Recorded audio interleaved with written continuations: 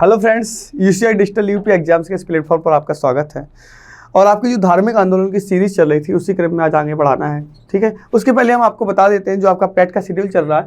English विनय sir पढ़ा रहे हैं, जीएस के चित्रांशी मैम, मॉडर्न हिस्ट्री आशीष सर, ज्योग्राफी देव सर, अरिथमेटिक रीजनिंग महिमा मैम और एंशिएंट हिस्ट्री देव सर, मतलब मेरे अकॉर्डिंग पढ़ाई जा रही है। जीए चित्रांशी मैम और डीआई आपका कौन पढ़ा रहे हैं? अखिल सर पढ़ा रहे हैं। ठीक है, ये आपका पेट का शेड्यूल है। इसके आगे अगर आप सोशल मीडिया प्लेटफॉर्म से जुड़ना चाहते हैं तो आपको टेलीग्राम की लिंक टेलीग्राम पे जुड़ सकते हैं, इंस्टाग्राम पे जुड़ सकते हैं, फेसबुक पे भी जुड़ सकते हैं। ठीक है, इसकी जो लिंक है वो आपको डिस्क्रिप्शन में मिल जाएगी। ठीक है, इसके आगे आपको चलते हैं। अगर आप यहाँ का कोर्स परचेज करना चाहते हैं, यूसीआई का कोर्स परचेज करना चाहते हैं तो आपके दो ऐप्स चलाए जा रहे हैं, एक रेमिंग लर्निंग ऐप्स, एक काबिल ऐप। एक रेमिंग लर्निंग ऐप्स, एक काबिल ऐप चल रहा है और ये आपको प्ले स्टोर के माध्यम से इसको आप डाउनलोड कर सकते हैं। ठीक है,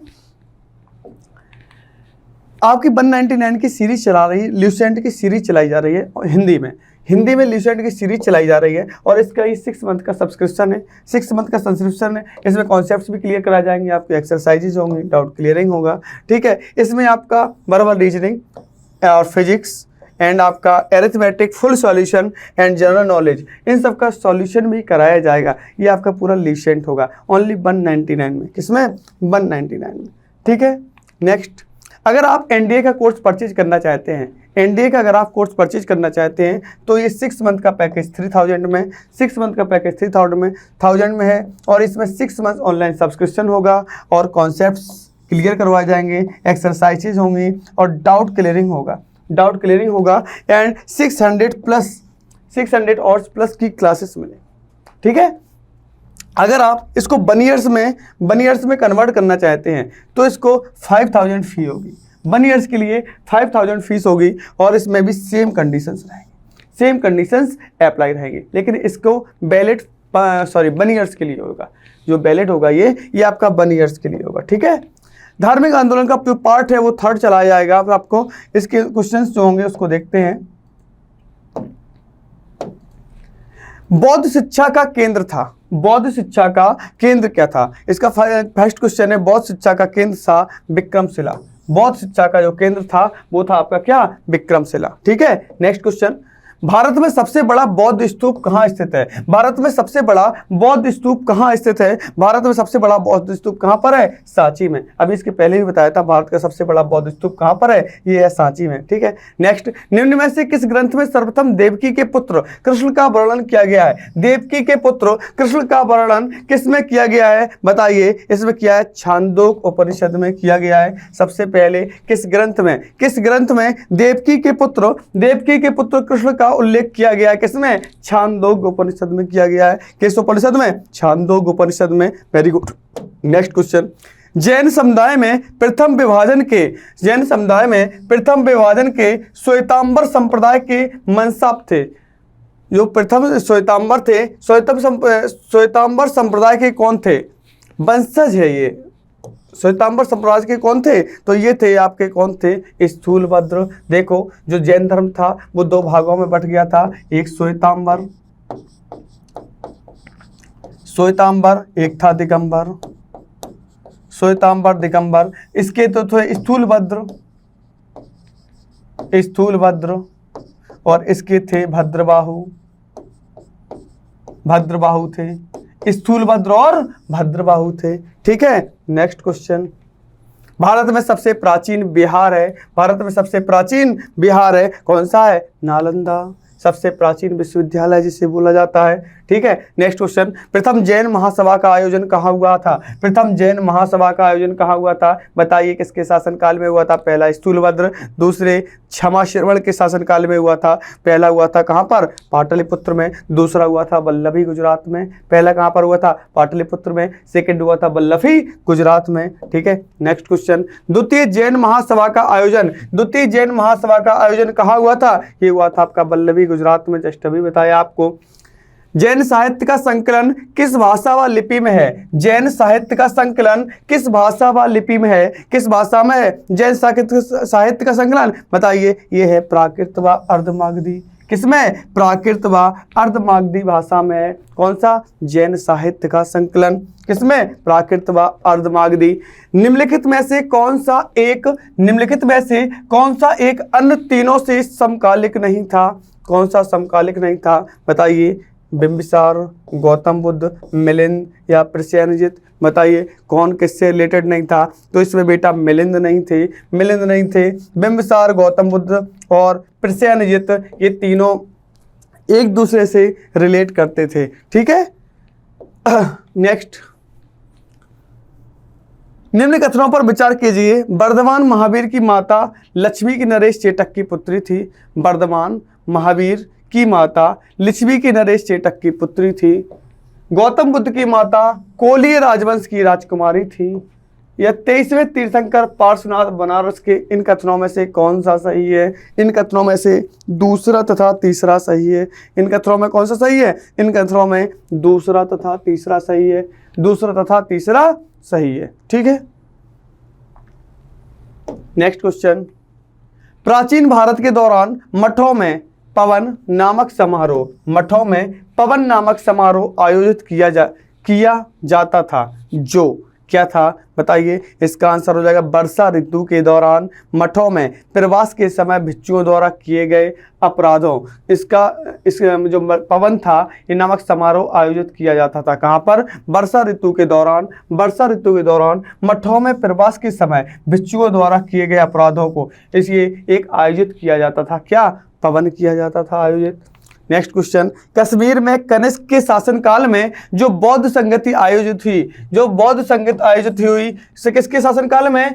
कनिष्क के शासनकाल में हुई थी। उसकी अध्यक्षता किसने की थी? कोई बताएगा इसकी अध्यक्षता किसने की थी? इसकी अध्यक्षता वसुमित्र ने की थी। इसकी अध्यक्षता किसने की थी? इसकी अध्यक्षता वसुमित्र ने की थी। नेक्स्ट क्वेश्चन,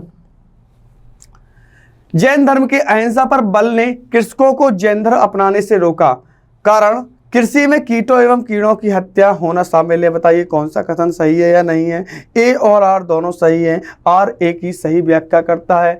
ए और आर दोनों सही हैं और आर ए की सही व्याख्या करता है। ठीक है बेटा। नेक्स्ट क्वेश्चन, अष्टांगिक मार्ग की संकल्पना अंग है। अष्टांगिक मार्ग की संकल्पना अंग है। अष्टांगिक मार्ग की संकल्पना या अंग है। कौन है? धर्मचक्र प्रवर्तन सुत्त एवं विषय वस्तु का। धर्मचक्र प्रवर्तन सुत्त के विषय वस्तु का। किसका? धर्मचक्र प्रवर्तन सुत्त के विषय वस्तु का। ठीक है। नेक्स्ट क्वेश्चन, मिलिंद के प्रश्न राजा मिलिंद और किस बौद्ध भिक्षु के मध्य संवाद के रूप में है? मिलिंद के प्रश्न राजा मिलिंद और किस बौद्ध भिक्षु के मध्य संवाद के रूप में है? ये है आपका नागसेन। ये किसमें है? नागसेन। ठीक है। नेक्स्ट क्वेश्चन, महायान बौद्ध धर्म में बोधिसत्व अवलोकितेश्वर को और किस अन्य नाम से जानते हैं? तो इसको बताएंगे। इनको पद्मपाणि के नाम से और जाना जाता है। ठीक है। नेक्स्ट क्वेश्चन, बौद्ध धर्म तथा जैन धर्म दोनों ही विश्वास करते थे। ये स्त्री तथा पुरुष दोनों ही मोक्ष प्राप्त कर सकते थे। इस पे विश्वास करते थे दोनों ही। बौद्ध धर्म के महायान और हीनयान संप्रदायों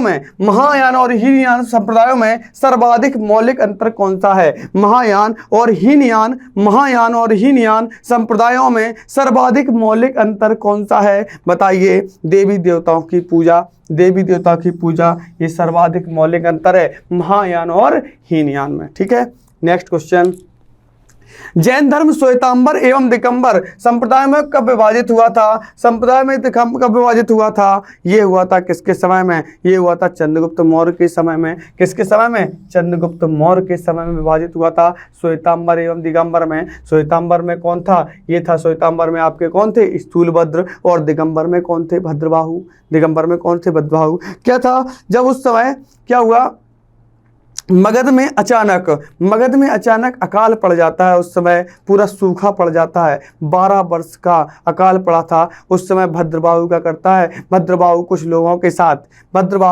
लोगों के साथ कर्नाटक चले जाते हैं। उसके बाद जब वो लौट के आते हैं तो श्वेतांबर के जो कुछ संत लोग थे उनमें विवाद हो जाता है, इनसे विवाद हो जाता है। तभी से ये श्वेतांबर और दिगंबर में 2 भागों में बट जाते हैं। ठीक है, तो श्वेतांबर में जो हो जाते हैं क्या, आपके स्थूलभद्र, और दिगंबर में भद्रबाहु। श्वेतांबर के लोग श्वेत वस्त्र धारण करते थे, श्वेतांबर के धारण करते थे, और जो दिगंबर के थे ये नग्न अवस्था में रहते थे। ठीक है, दिगंबर के जो लोग थे तो ये नग्न अवस्था में रहते थे। ठीक है, नेक्स्ट क्वेश्चन। सूची फर्स्ट को सूची सेकंड से सम्मिलित कीजिए। सूची फर्स्ट है प्रथम बौद्ध संगति कब हुई, द्वितीय बौद्ध संगति, तृतीय बौद्ध संगति, चतुर्थ बौद्ध संगति। आपको पता है इसके अध्यक्ष कौन है, पहले के थे महाकश्यप, दूसरे के सवाकामी, तीसरे के थे मोगलीपुत्र तिस्स, चौथे के थे वसुमित्र। इसका आंसर हो जाएगा ए का 1, बी का 2, सी का 3, डी का 4।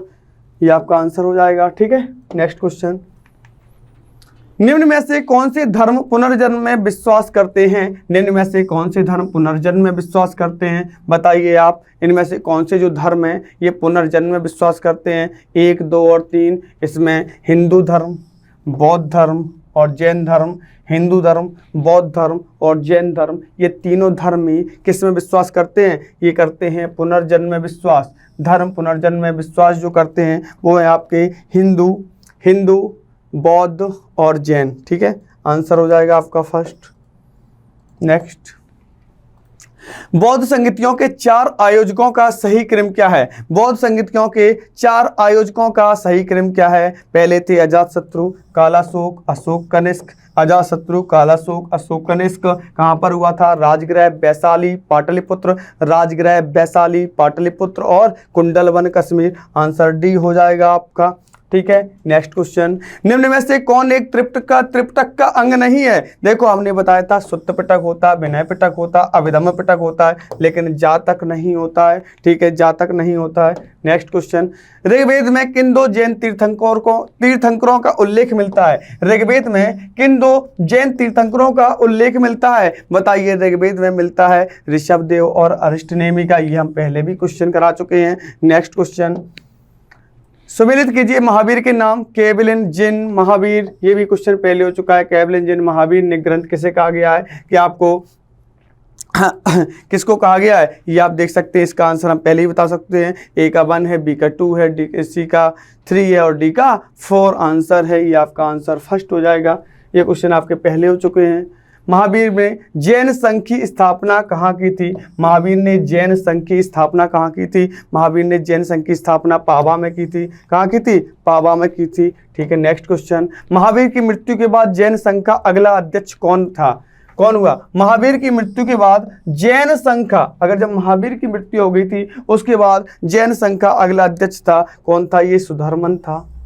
महावीर की जब मृत्यु हो गई थी तो उसके बाद जो जैन संघ का अध्यक्ष बना था, जैन संघ का अध्यक्ष या जैन संघ का मतलब जैन संघ को आगे संभाला था, उनका नाम था, क्या नाम था? उनका नाम था सुधर्मन। क्या नाम था? सुधर्मन। जैन संघ का महावीर स्वामी के बाद कौन अध्यक्ष बना? सुधर्मन। कौन अध्यक्ष बना?